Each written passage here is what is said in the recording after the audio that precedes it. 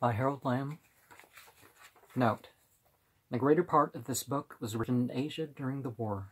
It so happened that I followed out for more than 2 years the course of Alexandros' journey, except within northern India, Macedonia, Greece, and most of the Aegean islands have been visited after the last war.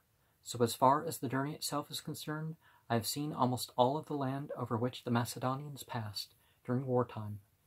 For any mistakes in the Greek names and personalities and facts, I offer my apology.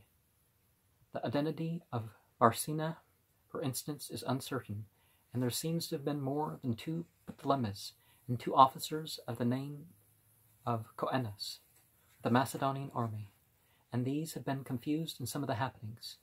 The pages of an English translation of Arrian's long chronicles were taken along.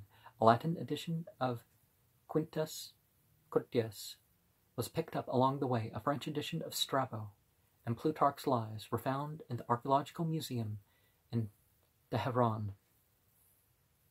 Aristotle's works, both in Arabic and English, were found in Baghdad. A worried Greek minister lent a copy of Demosthenes' orations in French. An American archaeologist, Dr. Joseph Upton, then in Iran, lent a copy of Sir Aurel Stein's commentary on Alexandros' route across the Mekran. More help was gleaned from the fine library of the American University in Beirut. Along the route, Oriental scholars aided in giving data on the Eastern peoples and culture of that time, as well as restoring the cities that Alexandros must have found then. Archaeological details were placed together to form a rather full picture of all that the Macedonians must have found in their venture into the East. This book is an endeavor to recreate, for the reader today, that journey of the Macedonians under Alexandros.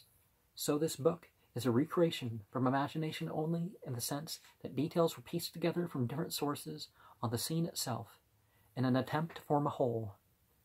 It is an attempt to visualize Alexandros as he was at that time, to see what he might have well seen in his long journey, and to consider the people and the problems with which he had to deal. After 2,200 years, details cannot easily be verified, but it's possible to make certain of the knowledge then possessed by the Greeks, Egyptians, Iranians, Syrians, and other peoples, for that would have been shared by Alexandros. Ideology that came after Alexandros has no place in this book.